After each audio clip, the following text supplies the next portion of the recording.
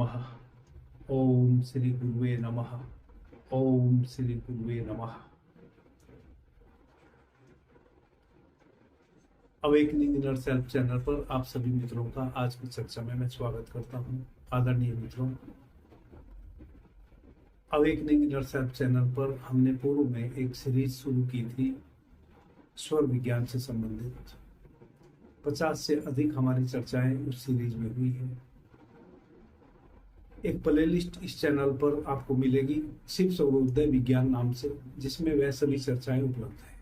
आदरणीय मित्रों,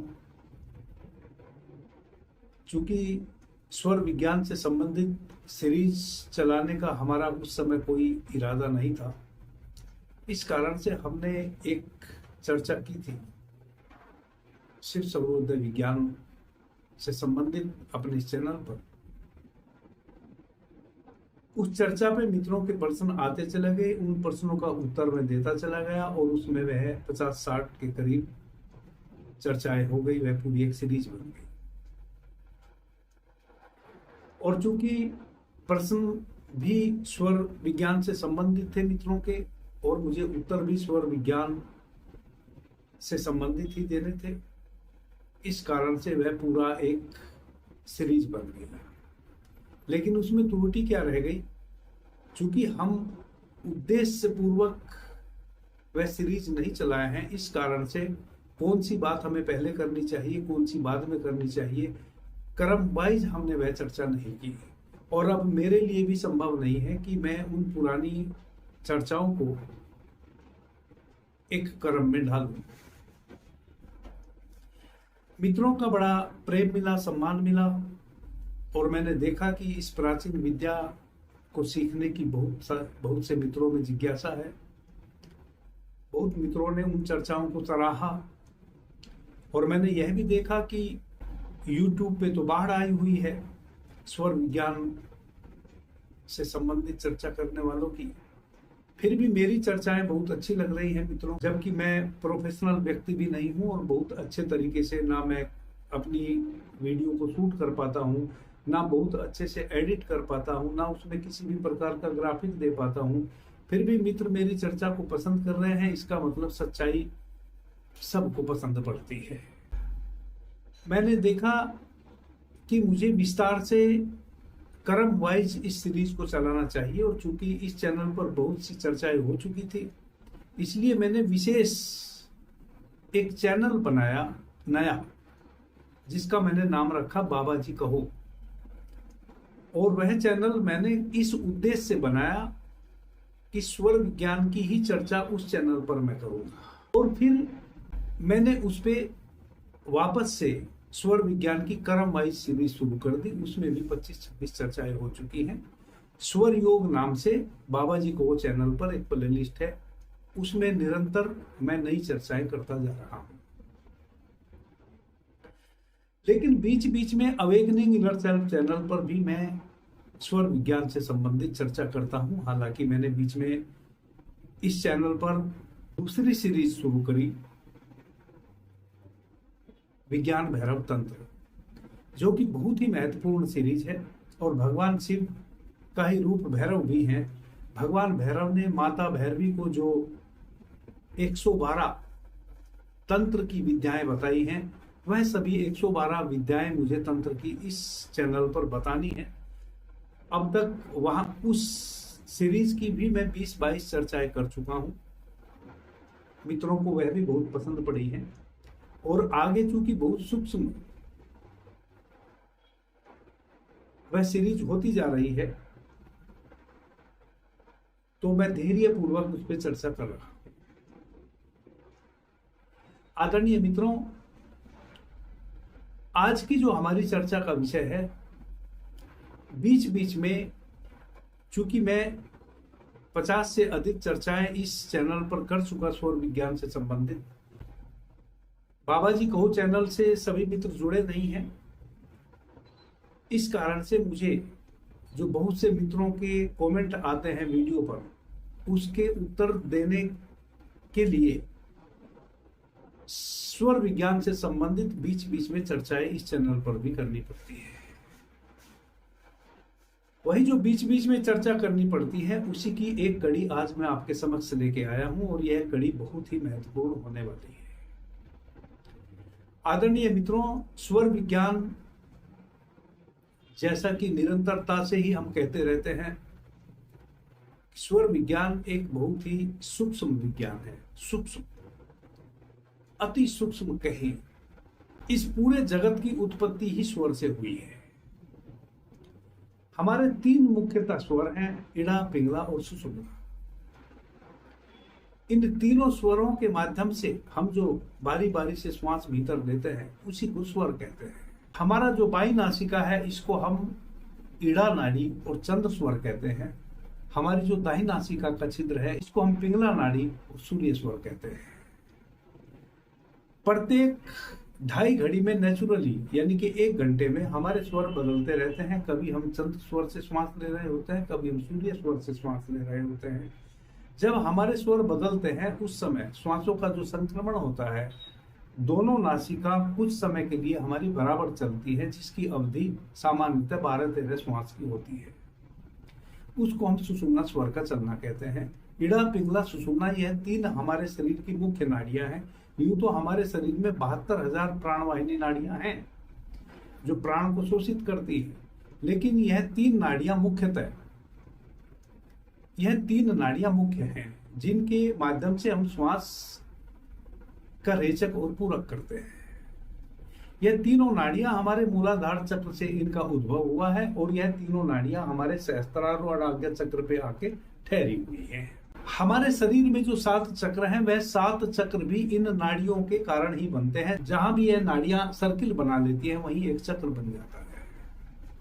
अंत में हमारा जो मस्तिष्क है, मस्तिष्क के ऊपर, जिसको हम सहस्त्रार चक्र कहते हैं, यहाँ आके हमारी नाड़ियां ऐसे गोल गोल घूम के और यही समाप्त हो गई है। इसलिए हम इसको सहस्त्रार चक्र कहते हैं। और वह यहाँ इतनी बार लपेटे लिए है कि सहस्त्रार, सहस्त्रों उसमें सर्प की तरह उस कुंडली ऐसे लगाई हुई है, इसलिए इसको हम सहस्त्रार कहते हैं। हमारी जो 2 नाड़ियां हैं, इड़ा और पिंगला, सूर्य और चंद्र, जो हमारे स्वर हैं, इन दोनों के अपने स्वभाव हैं। जब हम चंद्र स्वर से श्वास ले रहे होते हैं, तो हम तल पे बहुत स्ट्रॉन्ग होते हैं, मानसिक लेवल हमारा बहुत उच्च श्रेणी का होता है। वैसे समय में स्थिर कार्य यदि हम करते हैं तो हमें लाभ मिलता है। शांत चित्त होने वाले कार्य हम करते हैं तो हमें लाभ मिलता है। जब हमारा सूर्य स्वर सक्रिय होता है, उस समय हम प्राण के तल पे बहुत स्ट्रॉन्ग होते हैं, और उस समय हम भाग दौड़ वाले कठिनता से, कठोरता से जो कार्य निपटते हैं, जिसमें अधिक श्रम करना पड़े, जिसमें हमें कठोर होना पड़े, अधिक भागना दौड़ना पड़े, वैसे सभी कार्य हम सूर्य स्वर में करें तो हमें सफलता मिलती है।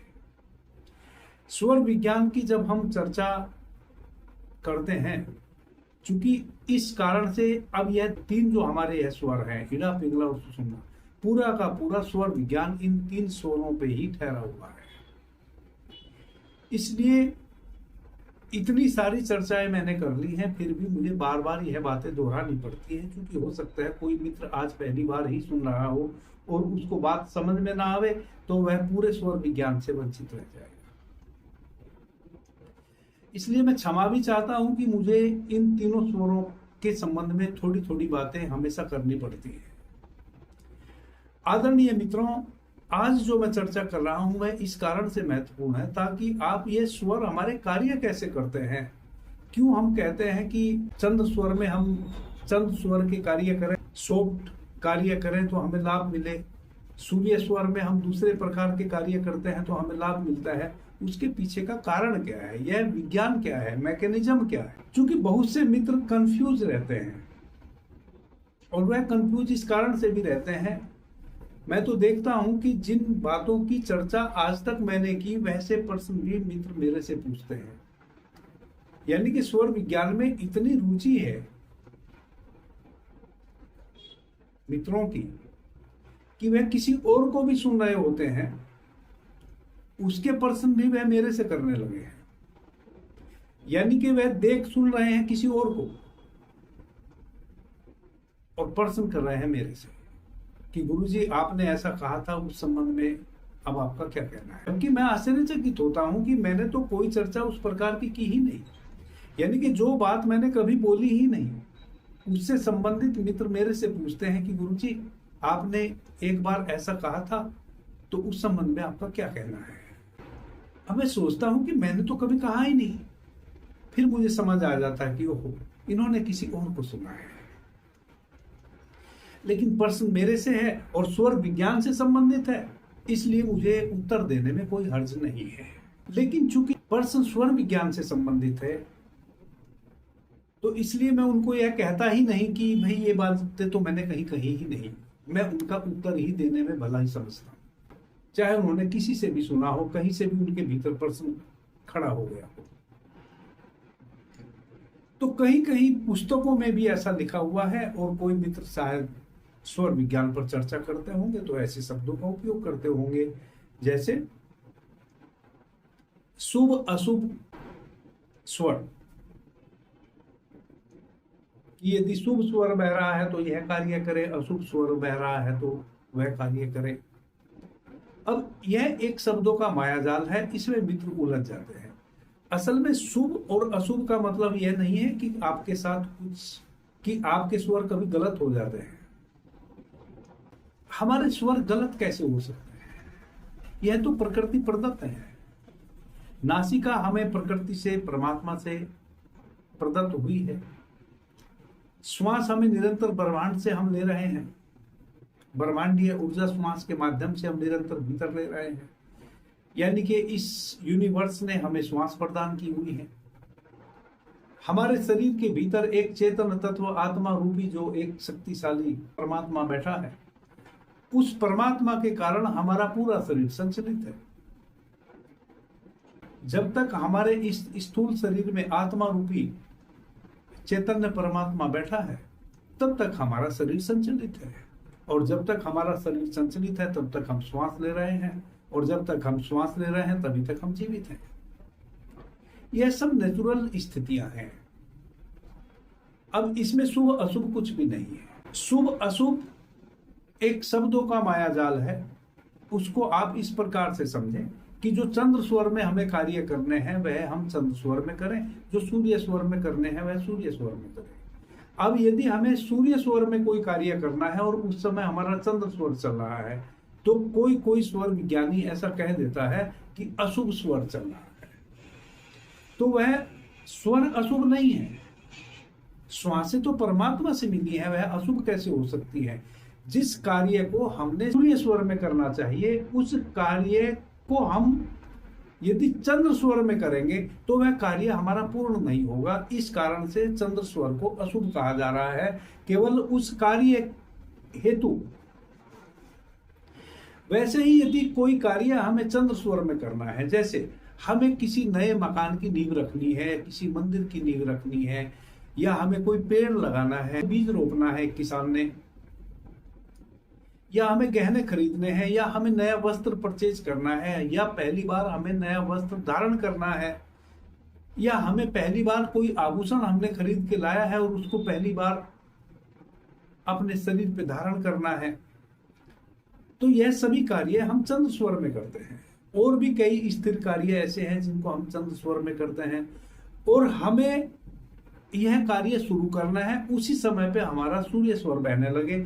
जब हम नींव रखने जा रहे हों, या बीज भूमि में रोपने जा रहे हों, या एक पेड़ लगाने जा रहे हों, कोई भी इस प्रकार का स्थिर और सौम्य कार्य हम करने जा रहे हों और उस समय हमारा सूर्य स्वर बहने लगे, तो उस कार्य हेतु उस समय हमारा अशुभ स्वर चल रहा है, ऐसा इसको समझे। सूर्य स्वर बह रहा है वह उन कार्यों के लिए अशुभ है। अभी जो सूर्य स्वर में कार्य करने हैं उनके लिए तो वह अभी भी शुभ है, लेकिन चूंकि यह सब कार्य हमें चंद्र स्वर में करने हैं तभी हमें सफलता मिलती है, इस कारण से वह स्वर अभी अशुभ है। बाकी स्वर अशुभ नहीं होता कभी भी। आदरणीय मित्रों, एक बात और बहुत अच्छे से आप समझ लीजिए, आज मैं 2-3 बातें करूं कैसे आपके जीवन में कुछ अशुभ घटे ही ना, वह भी सूत्र आज मैं आपको बताऊंगा, चाहे वह शरीर के तल पे हो, मन के तल पे हो या अर्थ के तल पे हो। यूं तो मैंने बहुत चर्चाएं की हैं, लेकिन स्वर विज्ञान के चूंकि छोटे छोटे सूत्र हैं और हजारों ऐसे सूत्र हैं, मैं अभी हजारों ऐसे सूत्र आपको बता सकता हूं एक ही विषय को लेके। कोई कमी नहीं है स्वर विज्ञान में सूत्रों की। तो सर्वप्रथम तो आप यह समझ लें, आज मैं वैसा भी सूत्र आपको बताने वाला हूं जिससे आप अधिक से अधिक शारीरिक रूप से स्वस्थ रहें, मानसिक रूप से स्वस्थ रहें और आर्थिक रूप से भी बलवंती रहें। बहुत छोटा सा उसका सूत्र है, अंत में मैं उसकी भी बात करूंगा, लेकिन उसकी बात करूं इससे पहले यह बातें जान लेना हमारे लिए बहुत ही आवश्यक है। स्वर विज्ञान कार्य कैसे करता है? आप सूर्य और चंद्र का स्वभाव तो समझ गए। सूर्य स्वर में हमें जो कठोर कार्य है, कठिन कार्य है, जिसमें हमें बहुत शक्ति लगानी पड़े वैसे कार्य है, जिसमें थोड़ा सा हार्दिक रूप से भी हमें कठोर होना पड़े वैसे कार्य है, जिसमें हमें अत्यधिक भागना दौड़ना पड़े वैसा कोई भी कार्य है, युद्ध करना है, कोई भी ऐसा कठिन और कठोर कार्य है। और जो चर कार्य है, जो कार्य वैसे हैं जो अभी आप उन कार्यों को कर रहे हैं, हो सकता है आज ही वह समाप्त हो जाएंगे, कल आपने उन कार्यों को नहीं करना है। किसी से लड़ रहे हैं, आज ही लड़ाई खत्म हो जाएगी, आज ही निर्णय आ जाएगा। तो जो चर कार्य है, चर यानी कि तुरंत होने वाले कार्य, सभी कार्य हम सूर्य स्वर में करते हैं। जब हम स्वर विज्ञान को अपने पे पूरी तरह धारण कर लेते हैं, यानी कि जब हम स्वर विज्ञान के एक एक पग की साधना कर लेते हैं, तब एक बहुत ही सूक्ष्म जागृति या कहें कि प्रज्ञा, कहें कि विवेक हमारे भीतर उत्पन्न होता है जो पहले नहीं था। वह क्या है? यह सूत्र बड़ा महत्वपूर्ण है, इसको आप भूलेंगे नहीं कभी भी। चूंकि हमें अपने सूर्य, चंद्र और सुषुम्ना तीनों स्वर का पता चल गया है। जब हम सुषुम्ना स्वर जब हमारा चल रहा होता है, उस समय हम प्राण, मन दोनों के तल पे बहुत स्ट्रॉन्ग होते हैं और हमारी समस्त इंद्रियां, कर्मेंद्रियां एक साथ कार्य करने लग जाती है। यानी कि जब हमारी सुषुम्ना चल रही होती है, तभी केवल वैसे क्षण होते हैं हमारे पास जब हमारे शरीर का एक एक रोआ रोआ एक्टिव होता है, आपका पूरा मस्तिष्क एक साथ सक्रिय होता है। वरना तो आपका आधा मस्तिष्क एक समय में कार्य करता है और आधा मस्तिष्क एक समय में कार्य करता है, और उसमें भी केवल आपका पूरा मस्तिष्क 10% ही कार्य करता है। पीछे मैंने बताया ना कि जब आपका सूर्य स्वर बहता है तो आपके बाएं मस्तिष्क का गोलार्ध कार्य करता है, तो आपका बायां स्वर बहता है तब आपका दाहिने मस्तिष्क का गोलार्ध कार्य करता है। लेकिन जब आपका सुषुम्ना स्वर बह रहा होता है, उस समय आपका पूरा मस्तिष्क यानी कि मस्तिष्क के दोनों गोलार्ध एक साथ कार्य करते हैं। इस कारण से ऋषियों ने, मनीषियों ने, भगवान शिव ने माता पार्वती को कहा है कि जब आपका सुषुम्ना स्वर बह रहा हो, उस समय केवल और केवल आपको स्वाध्याय करना चाहिए। आप किसी भी प्रकार के साधक हैं, आप ध्यान मार्गी हैं, भक्ति मार्गी हैं, ज्ञान मार्गी हैं, जो सा भी मार्ग आपका है साधना का, उस एक चेतन तत्व को भीतर जान लेने के लिए जो भी आप अपने जीवन में स्वाध्याय करते हैं, किसी भी प्रकार की साधना का अभ्यास करते हैं, केवल आपको सुषुम्ना स्वर के समय साधना करनी चाहिए। ऐसे समय पे चूंकि आपकी जो बुद्धि है वह बहुत तीव्र हो गई है, जब दोनों मस्तिष्क एक साथ कार्य करने लगे हैं तो बुद्धि की तीव्रता बढ़ गई है। ऐसे समय पे आप बहुत सूक्ष्म चीजों को पकड़ पाएंगे। जो चीजें अमूमन आपको उथली उथली भीतर महसूस होती हैं, अभी वह आपको बहुत क्लियर सी महसूस होगी, क्योंकि आपका मस्तिष्क पूरा का पूरा एक साथ कार्य कर रहा है। दूसरी बात, आपकी जो इंद्रियां हैं, जैसे आपके कान हैं, उनकी सुनने की जो क्षमता है वह तुलना से लेके 1000 गुना तक बढ़ जाती है जब आपकी सुषुम्ना स्वर बह रहा होता है। वैसे ही सूंघने की क्षमता, स्वाद लेने की क्षमता, आंखों की दृष्टि। तो जब आपकी सुषुम्ना बह रही हो उस समय आप अपनी दृष्टि से भीतर देखें तो आपको सूक्ष्म प्रकाश के दर्शन होंगे। उस समय आप भीतर सुने तो आपको नाद सुनाई देगा। उस समय यदि आप भीतर स्वाद लें तो आपकी जो जिह्वा का अग्र भाग है उससे आपको विभिन्न विभिन्न प्रकार के स्वाद भीतर महसूस होंगे। आपकी जो घ्राणेन्द्रिय है वह बहुत ही सूक्ष्म सूक्ष्म वैसी सुगंध ऑब्जर्व कर रही होगी जो पहले कभी आपने जानी नहीं। तो इस प्रकार से चूंकि उस समय आपकी समस्त इंद्रियां एक साथ क्रियाशील हो जाती है और उनके पास शक्ति होती है प्राण की किन्हीं भी चीजों का सूक्ष्मता से विश्लेषण कर लेने का। टोटल आपकी कर्मणेन्द्रिय, आपके मन के जितने भी द्वार दरवाजे हैं वह सब खुल जाते हैं उस समय पे। आपका जो मन है वह सूक्ष्मता से निरीक्षण कर पाता है किन्हीं भी चीजों को। तो यह सुषुम्ना स्वर के चलने के उपरांत घटनाएं घटती हैं। सूर्य चंद्र स्वर का आपको पता ही चल गया है। अब इन तीनों स्वर की अनुभूति आपको है, तीनों स्वर का स्वभाव भी आपको पता है। एकमात्र इस जगत में स्वर विज्ञान ऐसा विज्ञान है जो आपके भीतर पहली बार आस्था पैदा करता है। आप स्वर विज्ञान को यदि हटा दें तो कोई ऐसी चीज इस जगत में नहीं है जो आपके भीतर एक आस्था पैदा कर दे। मान्यता पैदा तो कर देगी, मान्यता तो बहुत सारी चीजें पैदा कर देती है, अपील तो बहुत सारी चीजें करती है मनुष्य को, लेकिन विश्वास दृढ़ता के साथ केवल स्वर विज्ञान पैदा करता है। बाकी चीजों को आपको केवल मानना पड़ता है कि हाँ ऐसा किसी ऋषि ने महर्षि ने बोला है तो होगा। सामने से कोई इतना सिद्ध पुरुष कोई बात कह रहा है तो होगी, इतना पढ़ा लिखा आदमी बोला है तो सच बोल रहा होगा। आप केवल मानते हैं चीजों को। स्वर विज्ञान एकमात्र ऐसा विज्ञान है जो आपके भीतर एक पक्की धारणा पैदा करता है कि यदि मेरा चंद्र स्वर बह रहा है तो वैसा ही होगा, सूर्य स्वर बह रहा है तो वैसा ही होगा, क्योंकि आपको अनुभव है। जब आपका चंद्र स्वर बह रहा होता है तो आप देखते हैं कि आप मन के तल पे स्ट्रोंग हैं, आपकी बुद्धि प्रखर हो जाती है, आप बहुत सूक्ष्मता से किसी भी विषय में विचार कर पाते हैं। जो बुद्धि सुलझाए नहीं सुलझ रही थी, जब आपका चंद्र स्वर बह रहा होता है उस समय वह बुद्धि उस पर यदि आप विचार करें उस अनसुलझी विषय पर तो उस विषय की बुद्धि सुलझ जाती है। जब आपका सूर्य स्वर बह रहा होता है उस समय यदि आप कोई भी कठिन कार्य करते हैं तो बिना थके आप उसको कर लेते हैं। वही आप चंद्र स्वर में करके देखें, उसका परिणाम दूसरा आएगा, आप थक जाएंगे। आप चंद्र स्वर में यूरिन पास करते हैं, यही चमत्कार आप एक दिन में देख सकते हैं स्वर विज्ञान में। इस कारण से आपके भीतर एक आस्था पैदा होती है, होगी। यह मिथ्या विज्ञान नहीं है, यह पहले आपको कुछ करके दिखाता है तब कहता है कि अब तो मानोगे, फिर आपको मानना पड़ता है। आपके भीतर एक दृढ़ निश्चय पैदा कर देता है स्वर विज्ञान। स्वर विज्ञान ही एकमात्र विज्ञान है जो आपके भीतर संकल्प पैदा करता है और फिर आपके संकल्प के कारण ही सारी चीजें आपके अनुकूल होने लगती है। आदरणीय मित्रों, चंद्र स्वर में आप यूरिन पास करते हैं स्वर विज्ञान के अनुसार।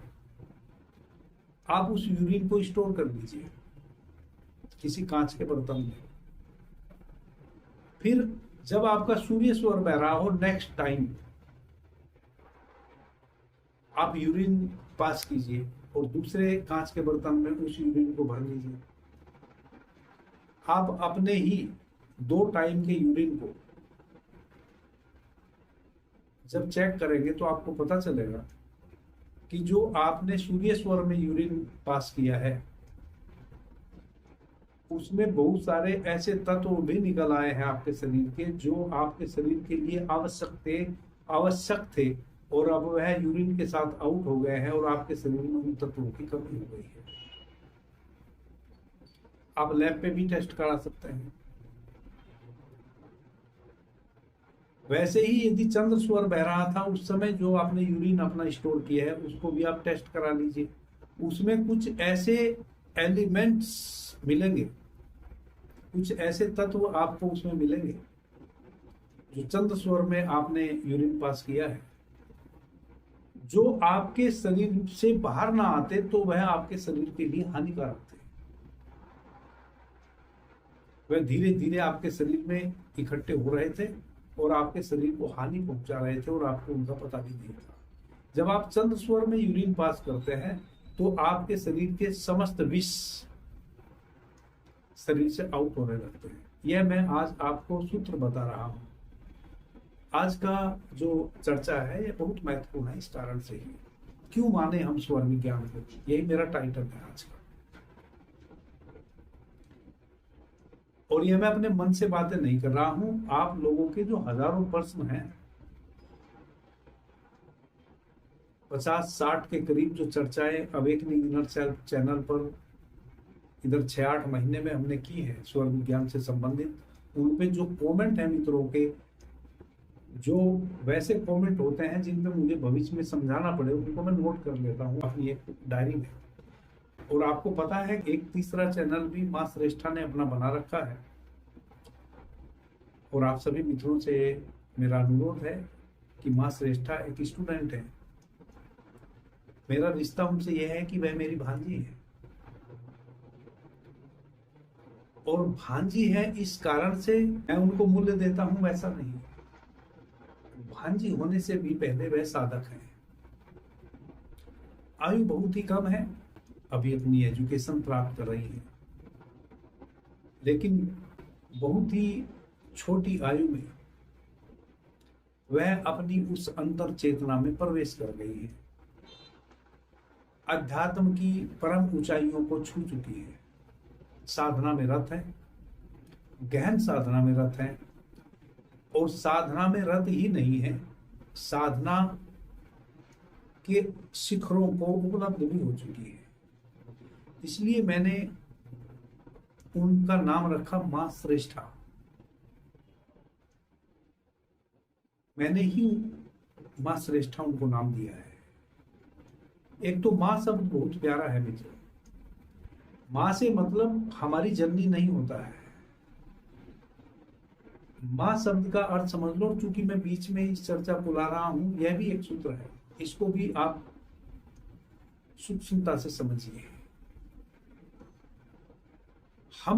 मैंने पीछे चर्चा की थी कि जब हम ओम की ध्वनि करते हैं, ओम, तो हमारे 3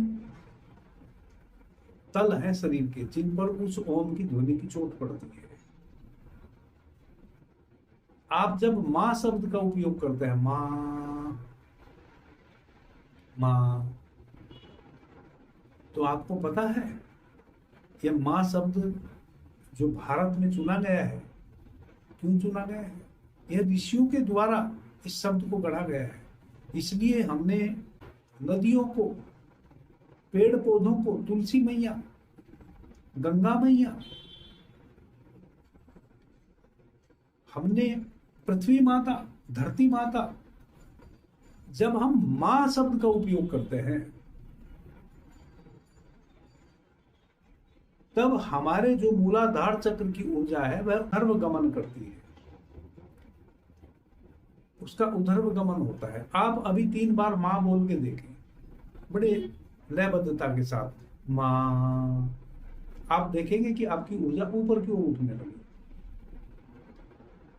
ओम का भी वही कार्य है। ओम जरा और सूक्ष्म ध्वनि है, वह और गहरी चोट करता है। हमारे ऋषियों ने प्रतिदिन संबोधित करने के लिए ऐसे शब्दों का उपयोग किया है जो हमें, हमारे अंतःकरण को झकझोरता रहे। तो इसलिए मैंने उनका नाम रखा मां श्रेष्ठा। श्रेष्ठा इसलिए रखा कि जो भी उनको बताया जाता है उसको मैं तुरंत ऑब्जर्व करती है और तुरंत उस पर अभ्यास करती हैं, और जब तक उस अभ्यास में वह जिस अनुरूप उसका रिजल्ट आना चाहिए वह रिजल्ट ना आ जाए, तब तक वह प्रश्न भी नहीं करते कि मुझे इससे आगे की बात बताई जाए। सच बात यह है कि उससे आगे की बात मुझे स्वयं बतानी पड़ती है उनको कि अब तुम वहां पहुंच गई हो, अब इससे आगे बढ़ो। वो नहीं पूछती कभी। वो तो अभ्यास में लग जाती है। यानी कि उनके प्रश्न गिर चुके हैं। जब मनुष्य के प्रश्न गिर जाते हैं, सबसे पहला किसी भी मनुष्य के भीतर जागरण हुआ कि नहीं, वह आत्म केंद्रित हुआ कि नहीं, उसके लक्षण ही यह है कि उसके प्रश्न गिर जाते हैं। जो वह प्रश्न खड़े होते हैं ना छोटी छोटी चीजों को लेके, वह प्रश्न गिर जाते हैं। क्योंकि प्रश्न उन लोगों के भीतर खड़े होते हैं जो अभ्यास नहीं करते हैं। अभ्यास करने में ही जो उलझने आती हैं, उनके ऑटोमेटिक आपको उत्तर मिलने शुरू हो जाते हैं। आपके अभ्यास में ही आपको प्रश्न करने की जरूरत नहीं पड़ती। आज आप अभ्यासरत हैं, आपके सामने कोई कठिनाई आई, एक प्रश्न खड़ा हुआ, आपने विचार किया कि गुरु जी से कल पूछूंगा, लेकिन कल आया भी नहीं कि आपको उस प्रश्न का आंसर अपने साधना से ही मिल गया और फिर आपने कल गुरु जी से नहीं पूछा। तो मास्टर निष्ठा का एक चैनल बनाया। वह चैनल इस उद्देश्य से बनाया कि हमारे जो 2 चैनल हैं मुख्य रूप से, अवेकनिंग इनर सेल्फ और बाबा जी को हो, इन चैनलों पे जो भी हमारी चर्चाएं हो रही हैं, उन चर्चाओं से संबंधित जितने भी प्रश्न आएंगे मित्रों के, उन प्रश्नों का उत्तर हम उस चैनल पर देंगे। उसका भी कारण है। कारण यह है कि जब एक सीरीज चल रही हो, उसमें बीच बीच में दूसरे टॉपिक आ जाते हैं, तो जो सीरीज सुनने में रुचि जिन मित्रों की है, उनको थोड़ा सा उसमें परेशानी आती है, उनका रिदम टूटता है। और कोई उसकी आवश्यकता नहीं थी तीसरा चैनल बनाने की, केवल इस कारण से। और मेरा कोई उद्देश्य भी नहीं है, ना मेरा उद्देश्य यह है कि मुझे चैनल के माध्यम से बहुत पॉपुलर होना है, या मुझे चैनल के माध्यम से कोई बहुत ज्यादा धन अर्जित करना है। मैं एक साधारण सा सन्यासी हूँ, साधारण सी मेरी जरूरतें हैं, और उतनी प्रभु की कृपा से मेरी जरूरतें पूरी हो रही हैं, परमात्मा कर रहा है। इसलिए और कोई उद्देश्य नहीं है। कई बार मित्र ऐसे भी कमेंट करते हैं, तो वैसा कोई उद्देश्य नहीं है। आदरणीय मित्रों, हम वापस अपने विषय पे आते हैं। तो जो चंद स्वर में आपने यूरिन पास किया, उसमें कुछ वैसे तत्व निकल गए जो आपके शरीर में स्टोर थे, उनका निकलना बहुत अनिवार्य था, लेकिन वह निकलते नहीं थे। पहला एग्जाम्पल स्वर विज्ञान का, जो आपको हर प्रकार से लाभ देता है। यह मैंने एक एग्जाम्पल आपको बताया। आप दूसरे और आप चंद स्वर में भोजन ग्रहण करें। आप दोपहर का भोजन चंद स्वर में कर लीजिए, अगले दिन सुबह तक भी आपको उबासी आएगी सोने के पश्चात, और भोजन पेट में डाइजेस्ट नहीं होगा, रखा रहेगा। आप सूर्य स्वर में भोजन कीजिए, 1 से 1.5 घंटे में आपको पता नहीं चलेगा भोजन कहाँ गया है। स्वर विज्ञान जो है, वह आपके भीतर पहला ऐसा एक विज्ञान है जो एक विश्वास पैदा करता है। और जब विश्वास पैदा हो जाता है, जब आपको पता चल जाता है कि नहीं, हमारे स्वर इस प्रकार से कार्य करते हैं, आप अपने सुषुम्ना स्वर में देखिए। जब आपकी दोनों नासिका बराबर चल रही हो, उसको कहते हैं सुषुम्ना स्वर। वैसे में आप घर से बाहर निकलिए और उन कार्यों को निपटाने हेतु निकलिए जो पेंडिंग पड़े थे। जो पेंडिंग पड़े थे, आपके पास एक आशा तो थी कि कभी वह निपट जाएंगे। आज आप सुषुम्ना स्वर में उन कार्यों को करने निकलिए, वह आशा भी खत्म हो जाएगी, आप उनको बर्बाद करके चले आएंगे। क्योंकि इतने विचार आपके भीतर आएंगे कि नहीं, ऐसा नहीं, वैसा कर लो, वैसा नहीं, ऐसा कर लो। किसी के सहयोग में यदि आप अपने घर से ही लड़ते हुए चल पड़ेंगे। यदि आप स्वयं से गाड़ी ड्राइव करते हुए जा रहे हैं, तो जो भी रास्ते में आप स्पीड से चलेंगे, आपकी स्पीड बढ़ी हुई होगी। जिस स्पीड में आप हमेशा एक रिदम में चलते हैं, उस रिदम में आप नहीं चलेंगे, आप थोड़ा अधिक स्पीड में चलेंगे। जितने रास्ते में आप निकल नहीं सकते आपकी गाड़ी, उसमें भी जबरदस्ती आप गाड़ी घुसाने की कोशिश करेंगे कि निकल जाऊंगा, आपकी गाड़ी घसीट जाएगी, दूसरों को चोट लग सकती है। कुल मिला के आप अपने उस कार्य से संबंधित उस स्थान तक पहुंचेंगे भी नहीं, आप उद्विग्न हो जाएंगे। रास्ते में सभी ट्रैफिक वालों को गाली देते हुए जाएंगे कि तुम्हारी आंख फूटी हुई है, तुम्हें दिखता नहीं, तुम्हें इतनी बड़ी गाड़ी नहीं दिखती। मतलब अनावश्यक आपके साथ होना शुरू हो जाएगा। वह कोई परमात्मा नहीं कर रहा, वह आपके स्वर कर रहे हैं।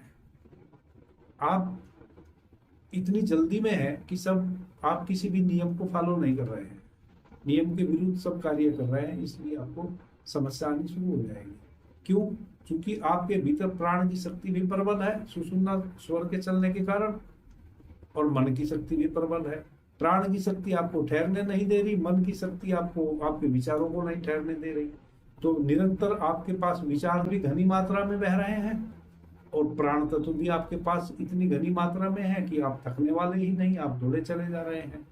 उन्हीं दोनों चीजों की ऊर्जा को आप यदि ध्यान साधना में लगाते हैं तो आपके भीतर जो कई दिनों, कई महीनों, कई वर्षों में भी साधना से आपने उपलब्ध नहीं किया था, वह आपको उपलब्ध हो सकता है। यह आपके इड़ा, पिंगला, सुषुम्ना तीनों स्वर का स्वभाव है। अब जिन मित्रों ने ऐसा कहा कि यह स्वर कार्य कैसे करते हैं, कैसे माने कि स्वर कार्य करते हैं, तो इन 3 एग्जाम्पल को आप करके देख लीजिए। सूर्य स्वर में भोजन कीजिए एक दिन, अगले दिन चंद्र स्वर में भोजन कीजिए, दोनों का फर्क समझ में आ जाएगा। सूर्य स्वर में यूरिन पास कीजिए और चंद्र स्वर में यूरिन पास कीजिए, आपको फर्क समझ में आ जाएगा। हमें बड़ी नेति यानी कि मल त्याग, स्टूल पास यदि हमें करना है वह सूर्य स्वर में करना चाहिए। यदि आप चंद्र स्वर में करेंगे तो आपकी आंतों में कुछ ना कुछ स्टूल बचा रह जाएगा, जो फिर सड़ेगा और गैस बनेगी और नाना प्रकार की समस्याओं से आप गिर जाएंगे। वही सूर्य स्वर में यदि आप मल त्याग करेंगे तो आपकी आंतें पूरा मल बाहर विसर्जित कर देंगी, साफ रहेंगी, बिल्कुल पेट आपका बिल्कुल साफ हो जाएगा। ये सब चीजें हैं। अब हम स्वर विज्ञान को मनोवैज्ञानिक तरीके से समझने की कोशिश करते हैं। जब इस प्रकार से तीनों स्वर का परिणाम आप देख लेते हैं, मेरा सभी मित्रों से निवेदन है कि आप अपने तीनों स्वर में उल्टा सीधा करके देखें कुछ दिन, आपको रिजल्ट का पता चल जाए। तब आपके ऊपर एक मनोवैज्ञानिक प्रभाव पड़ेगा कि हाँ, मेरा चंद्र स्वर बह रहा था तो ये काम मेरा होगा ही होगा, मेरा सूर्य स्वर बहेगा और उसमें मैं कार्य करूंगा तो यह मेरा होगा ही होगा। मेरी जब सुषुम्ना स्वर चल रही होगी उस समय यदि मैं स्वाध्याय करूंगा, मेरी ध्यान साधना फलित होगी ही होगी। यह एक मनोवैज्ञानिक प्रभाव भी आपके ऊपर पड़ेगा। आपके भीतर एक स्ट्रॉन्ग क्लब उत्पन्न होगा, आपके भीतर एक इच्छा शक्ति दृढ़ होगी। जब आप इस प्रकार से स्वर विज्ञान के छोटे छोटे रिजल्ट देख लेंगे, तब आपको एक मनोवैज्ञानिक प्रभाव यह पड़ेगा कि आप बड़े से बड़े कार्य भी जो चंद्र स्वर में करने हैं, आपको एक ट्रस्ट बन जाएगा कि यह मैं किसी भी कीमत पर कर लूंगा।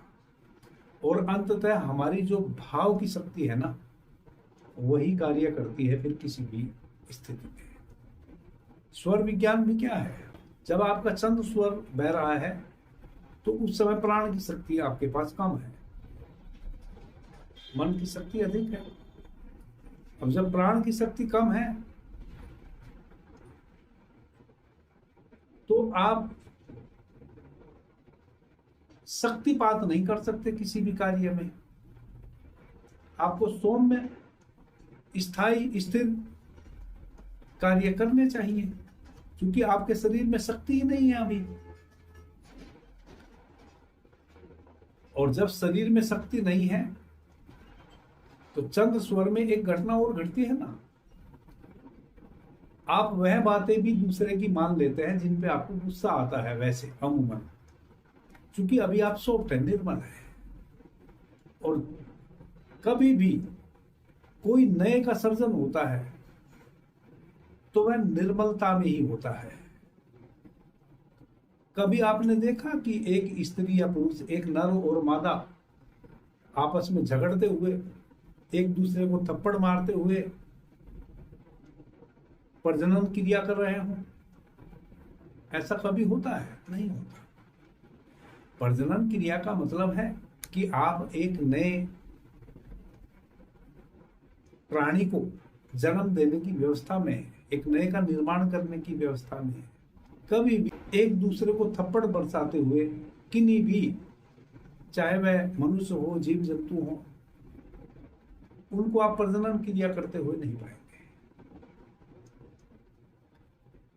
क्योंकि नए का सर्जन तो शांति से ही हो सकता है और शांति में ही हो सकता है, उसका दूसरा उपाय नहीं है। तो आपके जीवन में जो भी चंद्र स्वर में करने वाले कार्य हैं, वह सब वही कार्य होते हैं जो आपके जीवन में प्रगति लाते हैं। और प्रगतिशील कार्य आप चंद्र स्वर में ही करेंगे तो ही उनमें आपको लाभ होगा। सूर्य स्वर में करेंगे, आप लड़ाई झगड़ा कर बैठेंगे, छोटी छोटी बातों पे आप तुरंत मिजाज हो जाएंगे, छोटी छोटी बातों पे आप मीटिंग छोड़ के भाग जाएंगे,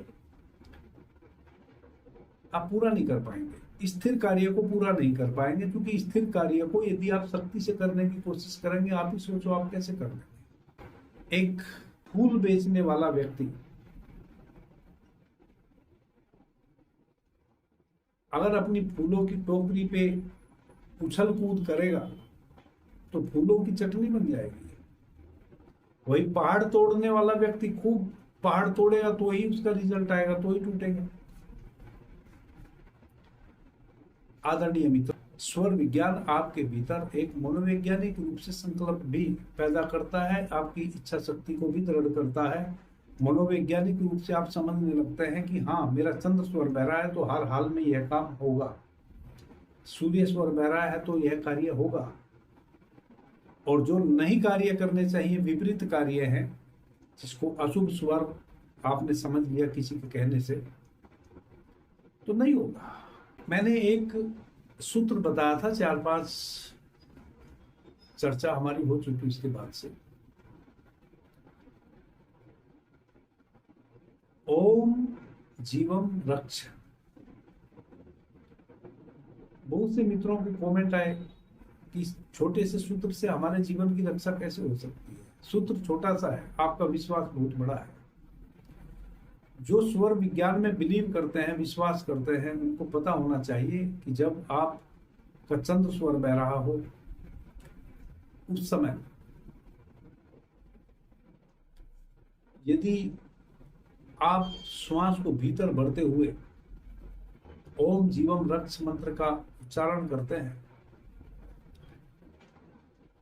तो जितनी भी नकारात्मक चीजें हैं वह आपके चारों तरफ से तुरंत हट जाती हैं। इतनी शक्ति है आपके संकल्प में और आपके चंद्र स्वर में।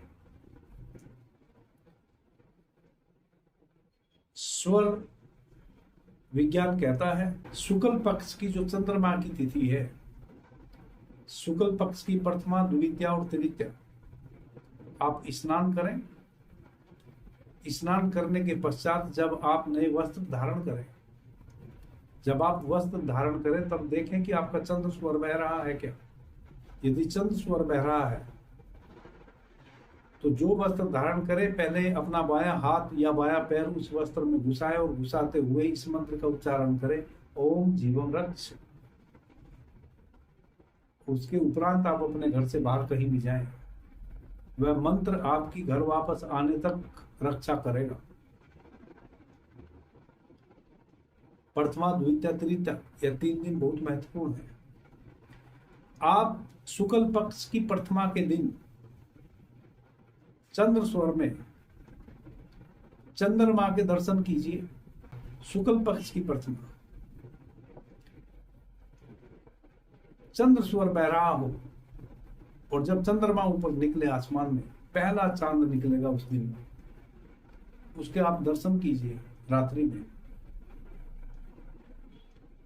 उसको नमस्कार कीजिए, उसका ध्यान कीजिए। पूरे पखवाड़े जितने भी कार्य आपने अपने सोचे हुए हैं करने, और उनको आप यदि शुरू करेंगे आपको असफलता नहीं मिलेगी। ये छोटा सा सूत्र है केवल।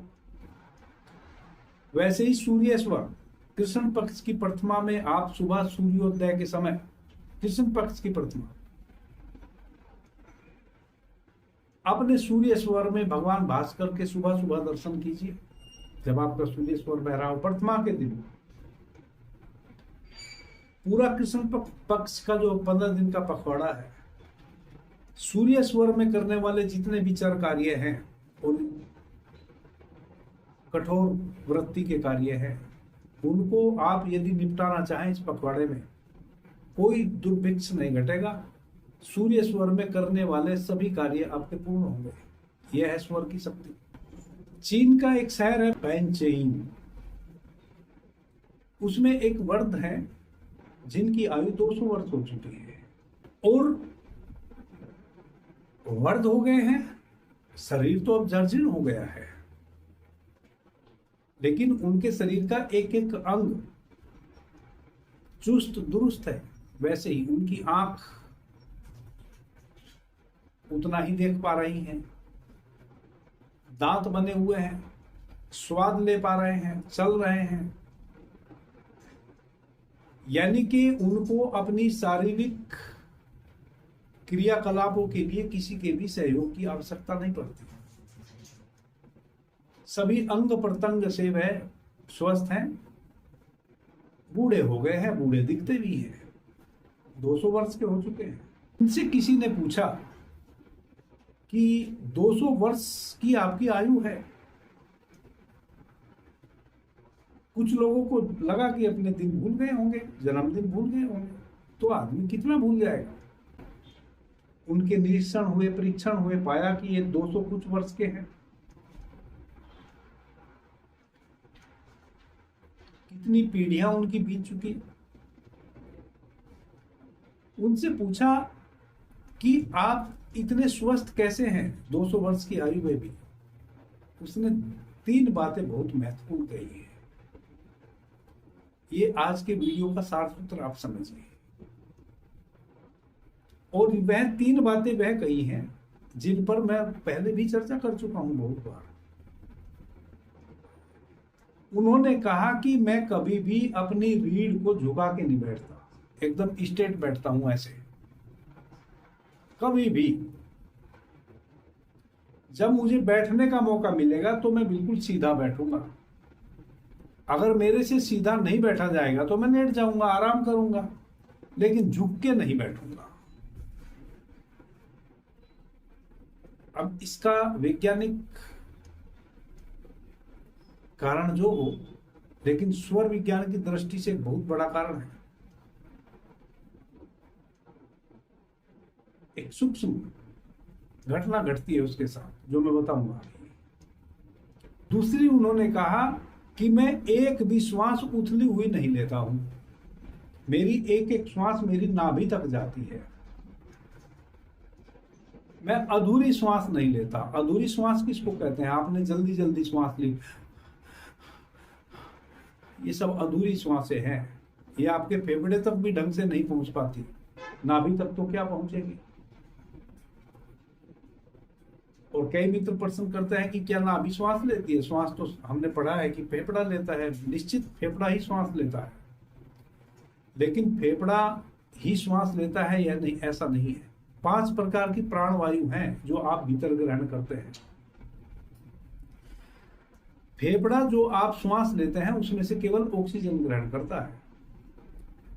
जो उस श्वास के साथ प्राण तत्व आया है भीतर, प्राण वायु जिसको कहते हैं, वह आपकी नाभि तक पहुंचनी चाहिए। उसकी बात हो रही है, और वह तभी पहुंचेगी जब आप एक विशेष लयबद्धता के साथ रीढ़ सीधी रखते हुए श्वास लेंगे। तो दूसरी बात उसने यह कही कि मैं कभी भी अधूरी श्वास नहीं लेता हूं, अलप श्वास नहीं लेता हूं, मेरी श्वासें मेरी नाभि तक पहुंचती हैं। तीसरी बात उसने यह कही कि जब भी किसी कारण से अधिक श्वास मुझे लेनी पड़ जाए तो फिर मैं उन अपनी श्वासों को मेंटेन करता हूं। यदि आधा घंटा उसने कोई ऐसा एग्रेसिव गलती से कार्य कर दिया कि उसको 50 श्वास लेनी थी आधे घंटे में और 100 ले ली, तो फिर वह 24 घंटे में उन अपनी श्वासों को मेंटेन करेगा। वह 24 घंटे में 1-1.5 घंटा ऐसा अभ्यास करेगा कि उसको जितनी देर में वह 2 श्वास लेता है उसको 1 ही श्वास लेनी पड़े। तो अपनी श्वासों के 24 घंटे में वह समतुल्य कर देता है। जो अधिक ले ली थी उनको सम बना देता है। जितनी मात्रा में आधे घंटे में ज्यादा श्वास ले ली थी उतनी ही मात्रा में फिर वह कम श्वास अभ्यास के साथ लेके और उसको पूरा कर देता है, तराजू को बिल्कुल बराबर कर देता है। और इसका मैं अभ्यस्त हो चुका। यही कारण है कि मैं 200 वर्ष का हूं और मेरी सभी इंद्रियां सुचारू रूप से कार्य कर रही हैं और वह व्यक्ति अभी भी जीवित है। यह है स्वर विज्ञान का चमत्कार। और यह केवल थोथा थोथा नहीं है कि मैंने कोई आपसे बात कही, आपने सुन ली, 2 दिन आपने अभ्यास किया, कुछ हुआ नहीं, चल दिए शिकायत की टोकरी लेके कि गुरुजी आपने तो कहा था ऐसा हो जाएगा, वैसे तो हुआ नहीं। यह अभ्यास की चीज है। मैं खूब अच्छे से जानता हूं, मुझे 5 साल लगे स्वर को साधने में। आपको 2 दिन या 2 घंटे में स्वर कैसे सध गए होंगे, मैं आपकी उच्छृंखलता जानता हूं। आप सभी मित्रों से मेरा नम्र निवेदन है, एक एक वीडियो को सुने, सुचारू रूप से सुने, बिना स्किप किए सुने, फिर उसको साधें, अभ्यास करें। बिना अभ्यास के कुछ नहीं होगा।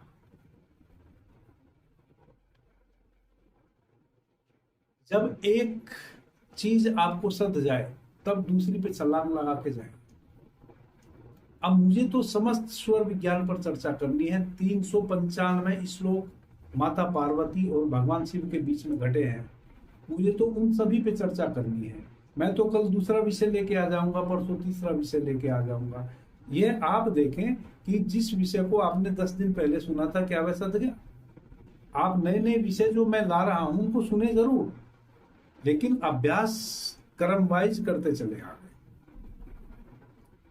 क्योंकि मैं तो पूरा का पूरा विषय लाके इस चैनल पे रख दूंगा, जो भविष्य में जो 1 साल 2 साल बाद इस चैनल से लोग जुड़ेंगे वह भी लाभ कमाएंगे, जो जुड़े हुए हैं वह भी लाभ कमाएंगे। तो आप उच्छृंखल मत हो, आप अभ्यास करें। सबसे पहले अपने स्वरों की पहचान करें। अच्छा स्वर बह रहा है, आपको आंख बंद करके अपनी श्वासों पे बिना हाथ लगाए, बिना छुए नासिका को, श्वासों की लयबद्धता से आपको पता चल जाए कि अब मेरा चंद्र स्वर चल रहा है। फिर उसमें 5 तत्व आपको बिना किसी प्रयत्न के आंख बंद किए कि आपको पता चल जाए कि अब पृथ्वी तत्व चल रहा है, अब जल चल रहा है, अब अग्नि, अब वायु, अब आकाश चल रहा है। इसको कहते हैं साधना। जब आपको एक एक चीज सध जाएगी, फिर आपको 24 घंटे पता रहे, उठते बैठते सोते जागते, कि मेरा स्वर अभी कौन सा चल रहा है, कौन कार्य मुझे कब करना था। चंद्र स्वर चल रहा है, अच्छा आदरणीय मित्रों, मेरे हाथ में यदि गलती से मैं कहीं गया और मुझे किसी ने पानी सर्व किया, मैंने ले लिया, तुरंत मुझे पता चला, एकदम से मेरा होश जाएगा मेरे स्वर पे, क्योंकि वह मुझे सध चुका। मुझे पता चलेगा कि अरे मेरा तो सूर्य स्वर चल रहा है। मैं पानी को अपने हाथ में ही रखूंगा और फिर मैं भाव करूंगा कि मेरा चंद्र स्वर सक्रिय हो जाए, और फिर मेरा चंद्र स्वर मिनट 2 मिनट में सक्रिय हो जाता है। कई बार तो भाव किया कि हो गया और मैं वह जल पी लेता हूं, और जिन्होंने मुझे जल सर्व किया है उनको पता भी ना चला। जब स्वर सध जाते हैं तब विचार करने मात्र से आपके स्वर चेंज हो जाते हैं। इसको कहते हैं साधना। इस प्रकार से एक एक चीज को साधे, उच्छृंखल मत बने, उससे आपको कोई लाभ प्राप्त नहीं होगा।